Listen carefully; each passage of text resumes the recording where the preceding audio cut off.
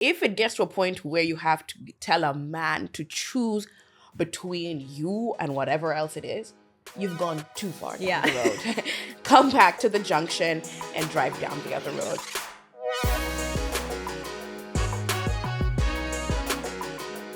Hi guys, and welcome back to another episode of Vulnerable. I am your host, Chelsea Vaughn, and today we have an episode I'm very excited about. My friend Achieng Agutu is in the studio.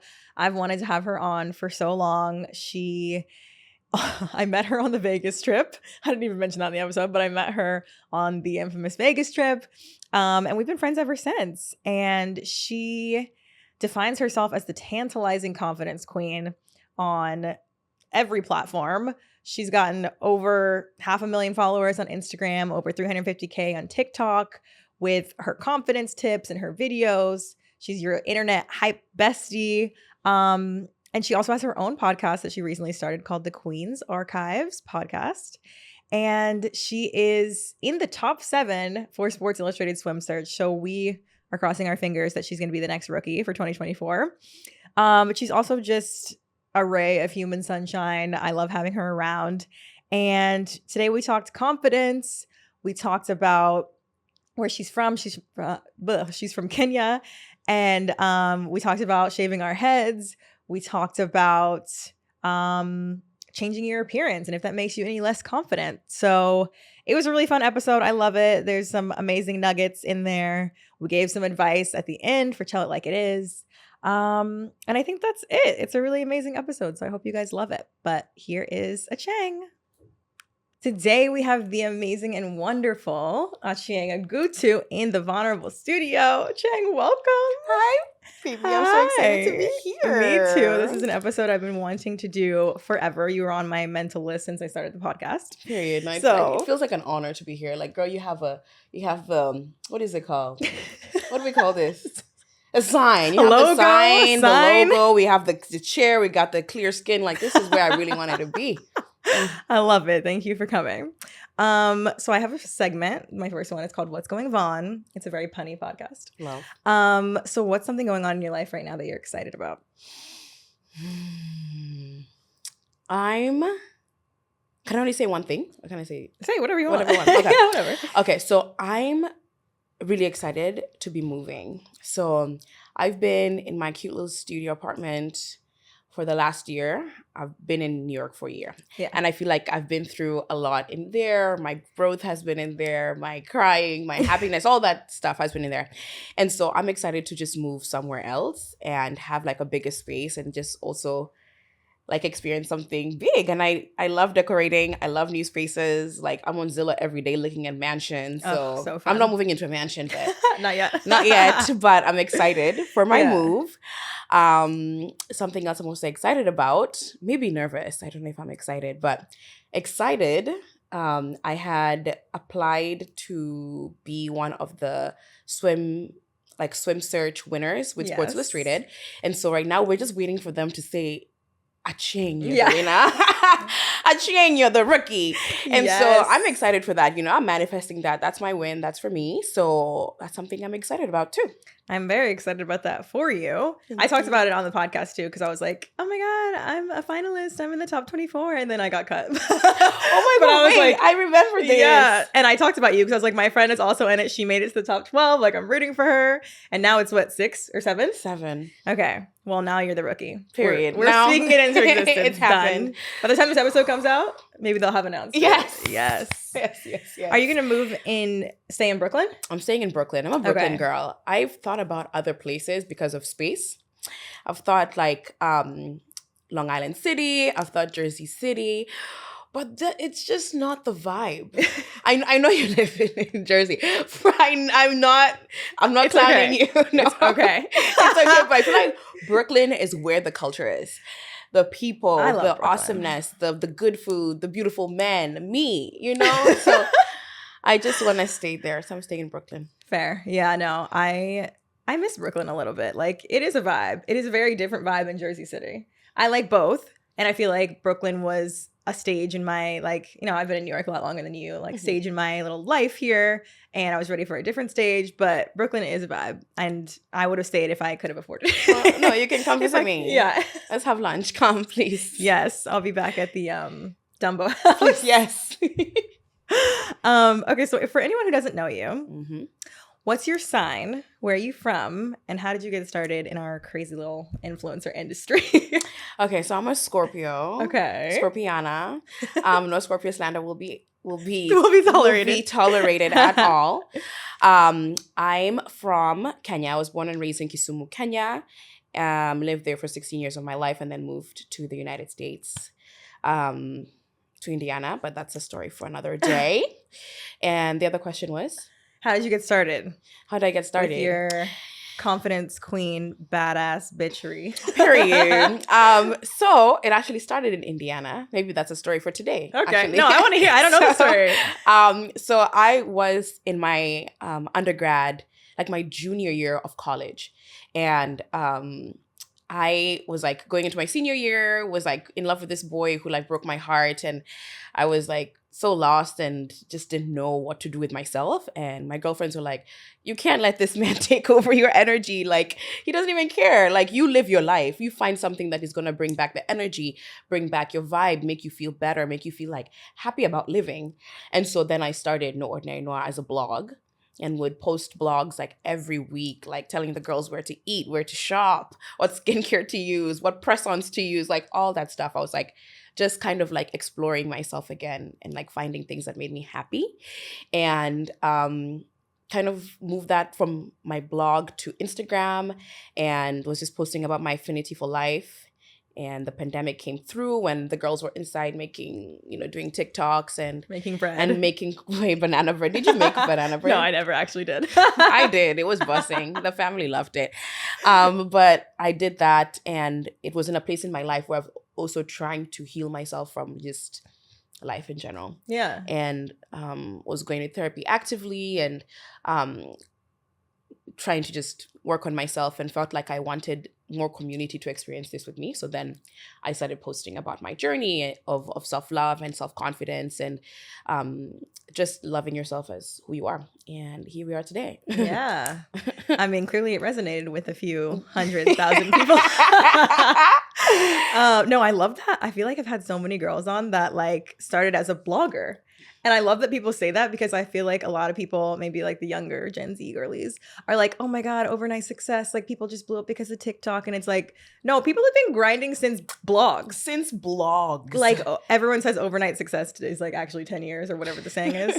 It's like, yeah, my overnight success took 12 years. Yeah. But it's like that. So I love that your story started like that. Mm-hmm. This question I get asked a ton, and I feel like you probably do too. So I just want to know what your answer is. Mm-hmm. You probably have like a prepared answer at this point, but it's like people are always asking, how are you so confident? Do people ask you that all the time? All the time. Sometimes it gets like annoying. I wasn't going to say it, but I feel you. As in like, love the question. I understand that. But I feel like, especially like for just like Black women, I think it seems so visceral. Like, how are you confident? Like, what do you mean? It just doesn't make sense for people. And it's like, girl, this is just who I am. Yeah. Like, I've decided that I'm going to live my life in this energy, and like nobody's gonna stop me. Yeah. And how am I confident? Like, girl, I really don't know. I feel like I've tried so hard to like explain it and be like, it's because I wake up every day and I look at myself in the mirror and I tell myself I love. Yeah, that. But like, I also don't know. It's just a lifestyle. It's just like, I wake up every day and I choose to be the best version of myself. And if that means it's being confident, then that's what it is. Yeah. I think I've never taken it as like insulting. Mm-hmm. Like, how are you so confident, girl, when you look like that? No. No. I feel like people are like, especially for me, I'm like in a bigger body. They're like, how are you confident in that crop top?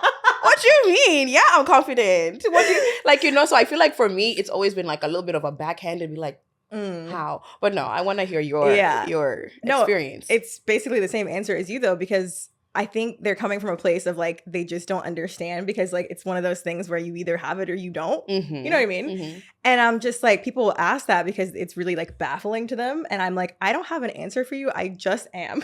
I just am. Like I'm like, I've tried to be like, I don't know, my parents, like they maybe instilled like that I could do anything I wanted to in my life. I don't know. I really don't know where it comes from. It comes from within, I guess. I think let's just make that. Let's just That's our answer. That's our answer. I'm tired of being like, yeah, it's because I read a book. It's not, girl. I just am. Yeah. Simple. No, but I feel like the reason it doesn't bother me, but I want to have an answer for them because I want to help them. Yeah. Like I want to help people become and feel more confident. But I feel like you do that with all of your videos. Even like, obviously I am confident, but I don't think I'm the most confident person in the whole entire world. And like seeing you pop up on my For You page and my, my, what do you call it, feed, I'm always like, damn, she really just read me to filth in the best way. I feel like, do you think it has to do with you being from Kenya? Of what? Like, of just your whole attitude, personality, like persona on the internet? Like, honestly, no. No? Yeah, because when I was in Kenya, I lived in Kenya, I was the most timid, shy person in the world. Really? Very, very, very shy. I feel like my energy and my vibrance has come to be because of me being here. I grew up in a very conservative home, a very conservative Christian household, and I'm the youngest and the only girl. And so my parents were like doing every single thing to make sure that I was protected. Like I lived in this bubble. Like I didn't even know how life happened outside of our house or outside of school. Like it was just us. And then my parents are Seventh-day Adventists. And so it's a very, very, very conservative a form of Christianity. My grandfather was. Yeah? Wow. Have you experienced this? No, because my mom, well, maybe a little bit when he was still alive when I was younger. But I know it's very, very specific. Very specific, yes. Yeah. And so like that's how I grew up. And like I'm grateful for that experience I had, but the woman I was in Kenya and the woman I am now is so different. Like I tell this story to my friends and they're like, girl, that makes no sense. But the day before I flew to the US the very first time, I had done these braids and I had it up in a bun, and my cousins were like, girl, the braids like look so good on you, like can we see it down? And I was so terrified to even have my braids like let down. Yeah. Like that's how timid and shy I was. Like I was afraid it would look too much. I was afraid it would be suggesting something. Like that's how my life was then. So to see that growth from that to now is crazy. Like even my parents don't understand. Wow. Yeah. So you said 16 when you moved here. 16, yeah. So you were still like a girl. You weren't a full woman. I wasn't a full woman. I was a young adult. Yes. Yeah. A teen. So what's it like when you go back now? So I was actually back. I know you're there recently. Like, yeah. And I think I was a little conflicted because I think my parents were expecting me to still be the way I was when I was back home. And even though my parents have like experienced me here in the US and like throughout my growth, I think they still like expected some kind of conservativeness, if that's a word, from me. And that was kind of hard because I'm like loud and I like want to laugh and all these things. And like my parents are like, you have to be quiet. You have to hold yourself. And I'm like, I can't. Like, so it was like a little hard. And I think I spent a lot of time with myself to kind of just like explore living in Kenya as the person I am now. Like without like the guidance of my parents and being like, oh, you can't do that. You can't wear this. You can't do this, And so it was difficult. It was difficult just to be home and try and like still be the person that I am. Yeah. But also in the parameters of like Kenyan culture. Yeah. I feel like that's relatable though. Like even on a smaller scale, it's like when you go home, like obviously I'm not from New York, I'm from Atlanta. So like even when I go home and like am at my mom's house, just like staying there for a week or something, it's like you kind of just automatically go back into this version of yourself that you were when you lived there. Yeah. So I could see how you'd be like kind of fighting between the two. Like, this is who I am now. This is who I was. Who am I around my parents kind of thing. Yeah. Yeah. It's interesting. I feel like we can't have you here without talking about hair because, Okay. I mean, we can't have two bald baddies in one place without Yes. talking about I mean, I'm kind of growing it out now, but whatever. I'm still bald at heart. Wait, are you actually going to grow it out? Okay, so I hadn't cut it for a very long time, Mhm. and I was growing it out because I wanted to get braids. And I had messaged you too because when you Yes. had gotten your braids, you literally had like way less hair than me. It was like this. It was. I mean, I still don't know how whoever did that. Talent, honey. Women in STEM. Women in yeah. STEM. And I was like, oh, well, if she can get that braided, I could get mine braided. Mhm. And then I was trying to like blow it out, and it was like too damaged and different lengths. And I was like, okay, I'll just wait till it's healthy or whatever. I went to get a trim. This girl took all my hair off. This was like 2 weeks ago. Yeah, I'm so mad. It was not a trim. It was she not a really trim. just cut your hair. It's gone. Yeah. So I guess we're starting over. I don't really know what my plan is. But when did you shave your head? I shaved my head in 20. Oh my God. Is it 2015. That's Oh, when I okay. started. Okay. But then I grew it out and like still had the braids and all that stuff. But it was just so hard and expensive and tiring and time consuming to take care of hair. Yes. And I just didn't know, I didn't think I had the time and capacity to do it. And so I was just like, yeah, sure. Fair. And I think it's so easy. I feel like so liberated. And at first I was like nervous of like what my head would look like without hair. Yeah. And also feeling like I had always like hidden behind like long extensions and like, and you know, wigs and weaves and all these things and was like afraid of how I would be perceived if I didn't have any hair. Yeah, I get it. Fully. But I still feel like I don't know. I thought that because you shaved your head before. Well, mine was like a pandemic thing. Mm-hmm. So it's been difficult to do my hair, and it takes a lot of money and it's time consuming, everything you just said. Mm-hmm. And so then during COVID, when I couldn't go to the hair salon anymore, that's when I was just like, order the clippers. Like I can't just do cut it yourself? I did, yeah. Me and my roommate like in the bathroom at my old apartment. And it was so freeing and so great. I also had the same thought of like, what does my head shape look like under here? I have no idea because you really don't know until you cut it off. Honestly. We got lucky. Looks good. It looks great. Like I love how it just frames your face. Like you really see the beauty. Thank you. But yeah, no, I feel like I also hid behind the hair, especially when it came to like modeling stuff, just being on camera. And even now, like I feel like correct me if I'm wrong, but I feel like you are past it to a point where it's like you will throw on a wig, you will grow out your hair, you will perm it real quick, you cut it back off. Like it seems like you're at a place where it's like, it's just hair, it's just an accessory. Like I'm good. I would like to think that I'm at that place, but I'm really not, because I feel like if I throw on some inches right now, like I would be a lot more confident and feel a lot prettier. You think so? Yeah. Tell me more about that. It's I don't want to feel that way, but it's the honest truth. I just think there's still so much underneath there that I clearly haven't unpacked. Because I thought like, oh, when I shave it off, it's like, okay, if I can be a baddie bald, like I let it go, like hair doesn't own me, whatever. But then it's like, now that it's been a while and I'm like, I think I want some more hair. Like I think like even when I was dating, I was like, oh yeah, well, men will find me much more attractive if I have long hair and blah, blah, blah. And then like the other half of me is like, I don't give a fuck what men think. Like I'm not doing this for them. So it's still kind of like an internal struggle within me. I've thought about that, especially when it comes to dating. Yeah. I've thought that the kind, like the men that I date, a lot of them come up and they're like, oh yeah, you're such a strong woman. I'm like, I'm not. I'm really weak. I can't even lift this pillow.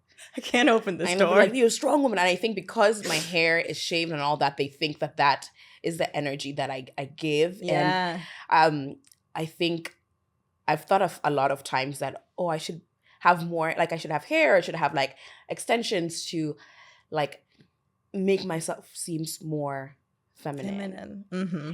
And like that's a struggle I've had like back and forth. And like I used to date this guy who like would always tell me like, you should have some hair, I was like, you should You have should a leave. bigger wallet. And, like we want things here that we both can't have. So what can we do here? But I think with that, I think you should like really unpack that. Yeah. Well, I just think if you really only want, as a guy, like if you really only want me because I have some hair, like if you don't like me when I don't have hair, like I shouldn't be with you anyway. But men are so simple-minded. Yeah, and visual. Like literally, it's like, oh, I don't like you because you don't have hair. Sir, if I tell you the things I don't like about you, we will have a therapy session right now.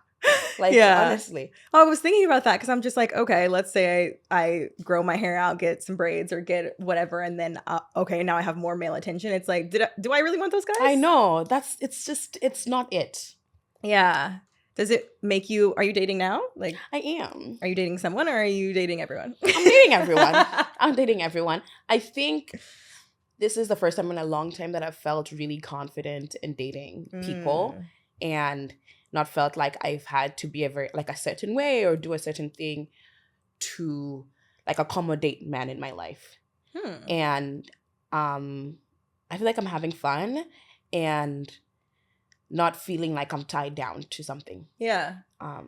Which feels like fun and freeing to me. Right. Yeah. Where do you think that like switch change-ish came from to make you feel more confident now, specifically in dating? Oh, honestly, not caring. Yeah. And also dating more than one person. Everybody says that. I've never been able to do that, but I don't know. I know. It's not like I'm like, I have a roster of right. Like, oh, Tom, Jerry, like it's not a long roster. Not it's Tom like, and Jerry. I think like the way I love and the way I date people is that I'm invested. Like if I see that there's something between us and something that I feel like can grow, I'm invested. Yeah. But then we're in this like weird day and age where like men feel like when you're more interested that it means you're clingy. It's like, no, I'm actually just trying to date you because I like you. Right. And so it would get to a point where I was like, yeah, I feel like, I enjoy hanging out with you. You enjoy hanging out with me. Like, would love to move this to another space or like another stage. And they're like, ugh. And then it's like, I feel like I've invested so much of my time and in getting to know you and wanting to build something with you. And then you just say, you gotta go. Yeah. And so I feel like in the space of like dating more than one person, I feel like I'm not like tied down to something. And maybe, I don't know, maybe that's me running away from like commitment. I don't know.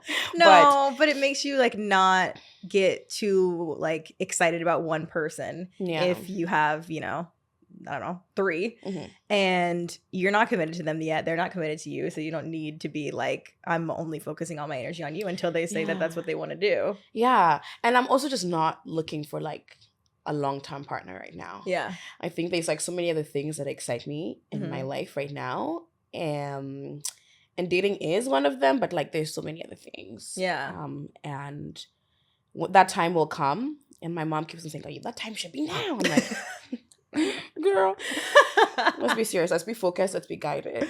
But no, I love that it's not like your main priority. And I feel like whenever that is the case, that's when like somebody pops up.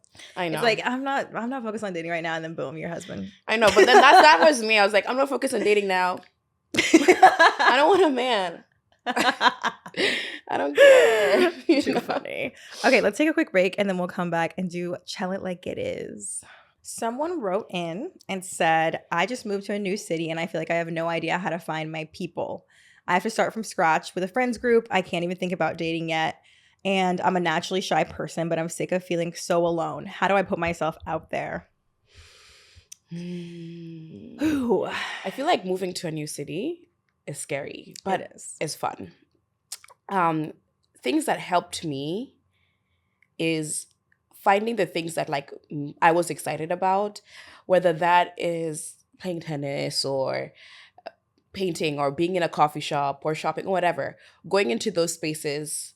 And because those spaces like tend to have the people who have the same mindset as you or like have the same interests. And so like when I moved to New York, as in I was lucky that I had a few friends here and there, but then I would go to like coffee shops and kind of just like hang there, and there'd be like these group of girls who would like hang out there doing work as well. And so then I just we just connected like that. Yeah. I think it's different than like dating. Like finding friends is kind of tough. Yeah. So I think just going into spaces where you feel like you could find like-minded people. Yeah. Or like do things, do activities. There's so many things in like each city that can help you like find friends. Like Airbnb experiences like has like cooking cooking events or like bar crawls or food crawls and stuff like that, and it's a fun and easy way to meet people. Yeah, that's a good one. I actually did that when I was by myself in Paris. I did an Airbnb experience that was like a wine tasting and a cheese thing, and then like a lot of other people that were alone did the experience too. So then we all like hung out all day after and like went bar hopping. It was so fun. Yeah. I feel like it's hard because she said like, oh, I'm naturally shy. Yeah. That's hard.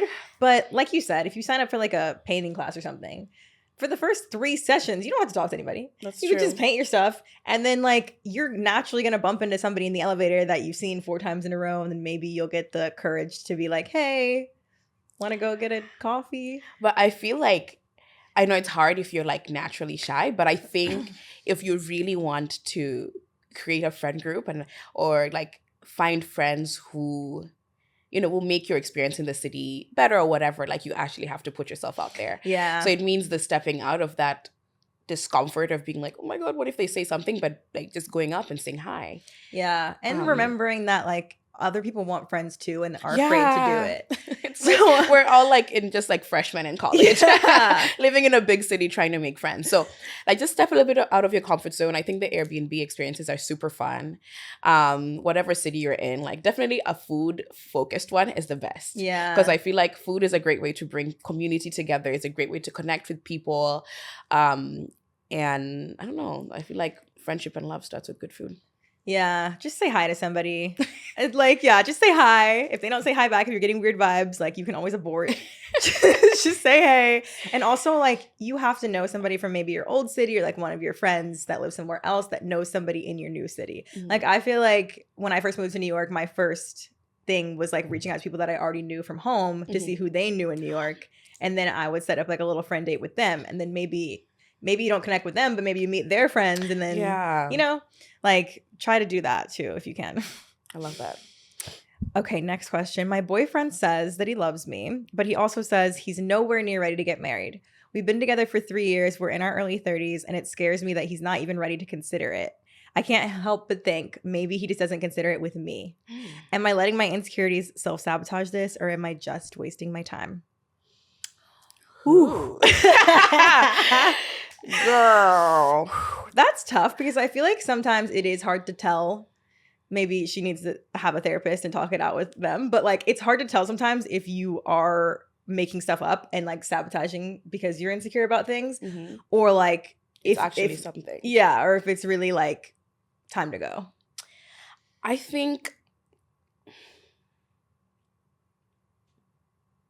being with somebody for that long, I think if they let me rephrase this. I want to say a lot of things. They're clearly not on the same page on marriage. And I think if she's willing to wait, there's no space for waiting. I feel like you and your partner from the get-go should be on the same page about certain things, and marriage should be one of them. Like even a year in, if that should be telling of like, yo, we're in it for the long run, right? We've been together for a year. We love each other. Second year, we're in it. Third year, we're in it. Like, I feel like it gets to a point where like if this man continues to just like give her the excuse of like, I love you, but I'm not ready for marriage, then when will you be ready for marriage if that's something that she actually wants? I don't think she should like just abort mission and be like, okay, deuces. But I think it should be like a conversation of, yo, are we really on the same page about what we truly want for each other and for this relationship? Yeah. I think it's easy to just like leave, but it might also make sense for you to like leave, because there's some of my friends who like have dating men for 6 years, nothing, and then they leave a relationship and in 1 year they're married. You know, that's what happened to Diddy and Cassie. Oh, They were together for 10 years or something. And she left and she was like married in 2 years. And so I think it's just having a conversation with your partner of, are we on the same page? Yeah. And figuring out what that looks like for you, because we could say like, yeah, leave him, go get your man, go get you somebody who loves you better. No, it's like, are we really on the same page, and what do we want for each other? And if that's not marriage, then maybe that doesn't work for us. And if that is, then great, let's work towards this. Yeah, I agree. I think it's the 3 years part that like scares me a little bit, because it's like by year 3, I feel like even if you were on the same page about like, I don't want to get married right now, but we both want to get married in like 2 years or something, you know, like they're not even in the same book. They're different like, books. Yeah, like she's ready to get married, and okay, you could sit there and wait for another year, another 2 years or whatever. But it's like, if you don't even have a timeline, then you're going to be sitting there building all this resentment. That's going to seep into the rest of your relationship, because like he's not going to be able to do anything right because he won't marry you. Like he's going to put this like pan on the stove wrong, and you're going to be like, what the fuck? Why aren't we married? Why are you breathing like that? No, but the thing that also gets me that she said is, maybe it's not with her. No, not that, but that she says, I really want to get married. And he says, yeah, but I love you. What is that? That's a weird, like, that's such a disconnect that his response to the, I want to get married is that, yeah, but I love you. Right. That's kind of alarming to me. Yeah, because you can love a lot of people. A lot of people. Like, you guys can be in love, and that's fine. And it makes it really, really hard to walk away. And again, we're not saying like run away immediately, but it's just like sometimes you love somebody and it still doesn't work out because you don't want the same things. Yeah. And it's really sad and unfortunate, but like that's just the way it goes sometimes. Yeah. So like have a conversation, try to see where, if there is a timeline, if he like, because maybe if you haven't actually communicated how serious you are about wanting to get married right this second, like maybe he, not saying he doesn't know, but like I'm giving him the benefit of the doubt here. Maybe he just doesn't know how serious, like pressing it is for you. So maybe you could just say like, hey, like one last conversation, like, hey, this is how I feel. This is what I want. If we're not going to be on the same page, let me know so I don't have to waste my time. And I think that's it. I don't think you need to give him, what is it called? Ultimatum. Ultimatum, as in, yeah, but or like a timeline. Yeah. Like, I think a relationship is two people going 100% for each other and trying to be on the same page about things, right? And it feels like they have a disconnect. She's like, yeah, I want to marry you. And he's like, yeah, but I love you. And it's just, they're in two different books, right, two different places in their lives. And a lot of these things are like, happen when like men feel like, oh, I'm not ready. I'm not financially stable enough. I'm not this enough. I'm not this enough. When it comes to love, regardless of whatever it is, regardless of where you stand financially, if we both love each other and we want to spend the rest of our lives with each other, if marriage makes sense, then it makes sense. Yeah. It just feels like a little bit of an excuse. I agree. And I think she should like maybe have that conversation. And I don't think you should give a man, I hate ultimatums. I mean, there's no need for an ultimatum. There's no need for, no, in general, I hate ultimatums. Have you watched Ultimatum? I did. I hate ultimatums. I think it's like dumb, like you're giving somebody, like it's either me or you're leaving, or me or like this. It's like, if it gets to a point where you have to tell a man to choose between you and whatever else it is, you've gone too far down the road. Come back to the junction and drive down the other road. And I think, babe, just have a good, just sit down and have a very honest conversation with this man. Like, if this is somebody you really want to spend the rest of your life with, you owe it to yourself and to this relationship to really have that candid moment and like really figure out what you want. Like you said, you're in your 30s, and if that's something that is pressing for you, like, yeah, do it. And I feel like you said earlier about men being simple, like, I don't want to be like, girl, it's just you, but it's like, I just feel like men, when they want to marry someone, they just do it. They just do it. It's really like, it's kind of that simple. Like, maybe he needs you to be like, hey, it's not an ultimatum, but like, I really just, that's like in a year thing. I really feel like sometimes they really just like, oh, that's my wife. Done. Yeah. Yeah. Good luck, girly. Good luck. Rooting for you, sending you love. Yes. Okay, I have one final question that I asked all of my guests. Is there anything that you would like to be vulnerable about today? Share with us. Um, yeah. Let me start it here. Okay. So, my platform is all about loving yourself in the way that you deserve to feel like the best version of yourself and feel the most confident. And I feel like people have misconstrued that into like, oh yeah, but if you do this, or if you lose weight, or if you add weight, or if you do this to your face, or whatever, that is you not loving yourself. And so for years, I've thought about getting my teeth done for years. And I'm I've made the decision that I'm going to get my teeth done for my birthday, but I 100% know there'll be a ton of backlash for that. And people be like, "But I thought you loved yourself." I do and do and do. But I feel like people will like see that as a cosmetic surgery to change myself, and that means that I didn't love myself before. So like I'm doing something cosmetic to make myself better, but I'm still preaching to people to love themselves, which I just feel like that's like a really touchy space for me, because I feel like I've not done a lot of things that I've wanted to in my life because I'm like kind of afraid of my audience. Really? Yeah. Ooh. Like I just hate backlash. I feel like I get it already every single day, let alone doing something that I feel like will make me feel good and happy. For somebody else on the internet to come and misconstrue that and make it negative is something that really terrifies me.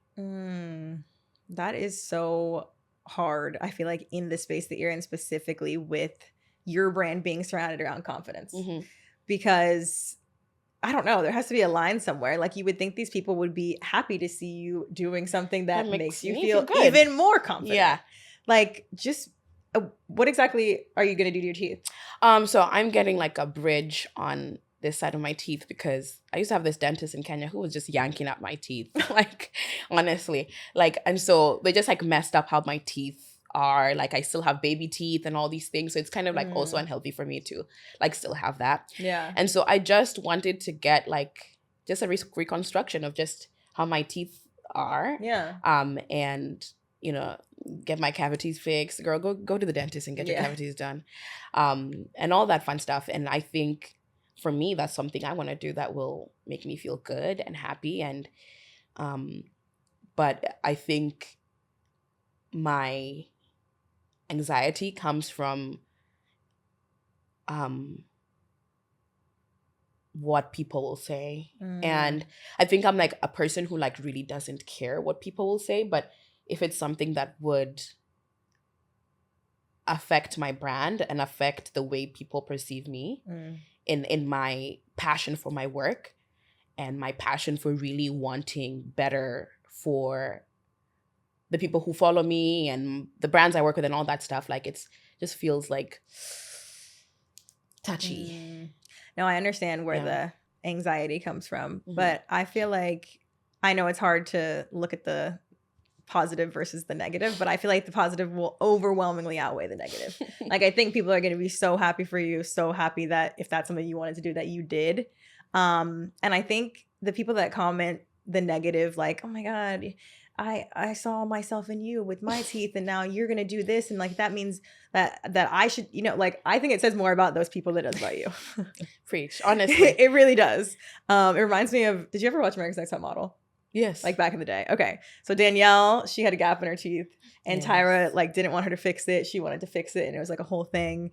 And I just feel like it's always something like that when people are like, well, we got to know you with your gap. Like that's what made you different. Like that's what made me feel, how dare you close your gap? And it's like, what? Girl, what? This is my life. Like I can do whatever I want. Anytime I see people doing stuff, like even like cosmetic surgery, like my friend just got a chin chin lipo or like whatever. And she's like, it's just something that I've always not liked about myself since high school. Like I still feel like I was beautiful and now this will make me feel better. Like, I don't know. I'm very happy for you. If that's what you want to do, I'm excited to see the teeth. I'm excited to see the smile. And fuck the minority that's going to be mad at you. They can unfollow you. It's fine. They Bye. can. We'll move on. We'll move on. Actually, I'm glad like I heard that because I was like talking to my manager about it and she was like, you know, it's whatever makes you happy at the end of the day. And people will talk regardless of whether you do it or not. Anything you do, people will talk. It's the internet. Yes. So no, the majority of your followers, the real ones that support Period. you for whatever you are and however you show up, they're going to be there for you. Thanks, baby. Oh, thank you so much for being here. This was amazing. This was so cute. Thank you for having me. Of course. Tell everyone where they can find you on all your socials. You can find me on the sexy, tantalizing part of the internet at No Ordinary Noir on Instagram and TikTok. You can find me on my podcast at The Queen's Archives on Spotify, Apple Podcasts, or wherever you get your podcast goodies. Yes. You can find me looking sexy in the streets of New York. In Brooklyn. Yes, and you can find us at Vulnerable Pod on YouTube. You can find me at Chelsea Vaughn on Instagram, Chelsea Vaughn _ on TikTok. And that's it, guys. We'll see you next episode. Bye.